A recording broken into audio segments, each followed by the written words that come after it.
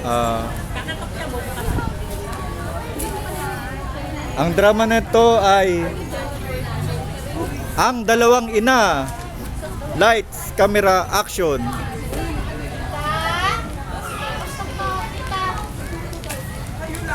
Hi, amiga, kumusta?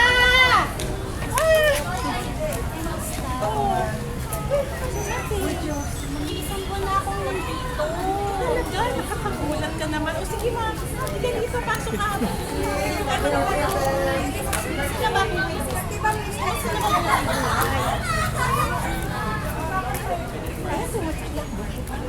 Wala pang daw. Ito, ganda, may pera na. Kaya, syempre. Kaya naalala ko rin yung anak ko. Yung anak ko tita, yung anak ko. Oo, naalala ko anak ko. Naalala ko. Kaya nga, aso yung anak ko. Aso si Ana. Ay, nako, nasa school. Lagi siyang merong activity sa school. Wala siya dito. Ano ba? Mga anong oras kayo natin? Kasi marami akong pasalubong sa kanya. At dito. Teka lang. Ba't parang iba yung ano mo?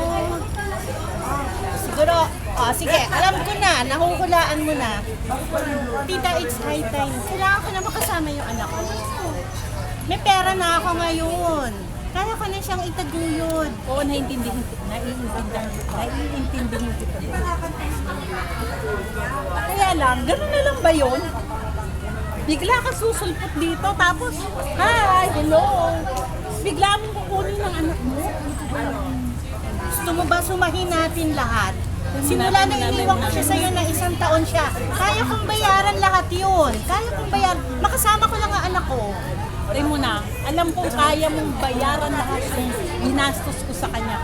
Pero hindi mo ba nakita kung paano mo siya ibinigay sa akin na parang tuta lang, na pagka panganak mo, ibinigay mo ganyan, may walang kaabog-abog, umalis ka, hindi mo kinumusta, may wala kang padala.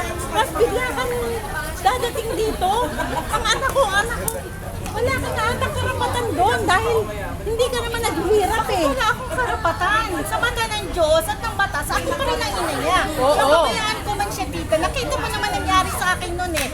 Ayoko maging dukha ang anak ko. Ayoko maranasan niya maghirap. Kaya nga ako nagpursige eh. Ngayon bumabalik ako dito para kunin ko anak ko. Naiintindihan ko ang kalooban mo bilang isang ina. Pero dapat hindi mo rin na nag-alaga sa kanya. Ako naghihirap ng nag-aalaga sa kanya hanggang sa lumaki siya ng ganito, may mabuting asal, may pinag-aralan. Pero ikaw ba, naalala mo kumustahin siya? Naalala mo man lang ba na mapadalhan siya minsan o kinumusta ko anong kalagayan niya? Wala! Tita, ngayon nga ako kapagod sa anak ko. Nasa si Ana. Gusto ko makita si Ana. Wala dito, wala. Bakit kailangan mo itago ang anak ko? Gusto mo pa ba tumatay sa legal? Sige, sige, di banda ka. Sa tingin mo kaya, sa tingin mo kaya, makukuha mo. Makukuha ko dahil may pera na ako. Wala May tayo. pera na ako ngayon. Oo, hindi ko pinakikialaman kung gaano kadami yung pera mo.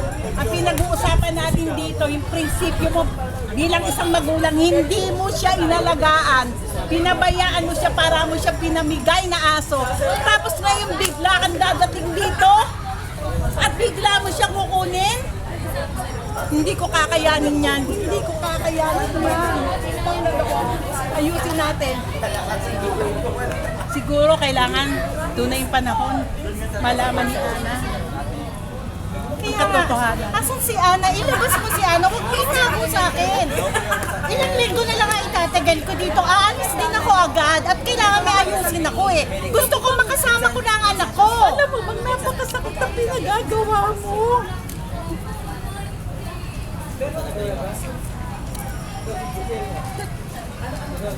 Para mo ako tinanggalan ng buhay. Si Ana lang ang buhay ko. Nang ilang taon ko siya pinagpursigihan, mabuhay. Pinag-aaral. Tapos ganyan-ganyan lang. Hindi man lang tayo nag-uusap na maayos. Bigla mo na agad siyang kukunin. Mali ata yun. Tita, pasensya na. Pasensya na. Pareho tayo naging ina kay Ana. Pero yung karapatan ko, gusto ko ngayon ipakita sa kanya pagiging ina ko. Tita, nagpapasalamat ako sa iyo ng malaki. Ikaw ang nakatulong sa akin, no? Nagipit Pero ako. napakasakit ang pinagagawa mo. Bigla mong kukunin. Hindi ko papayag.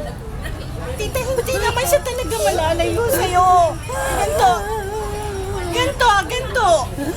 Pag-usapan natin kung paano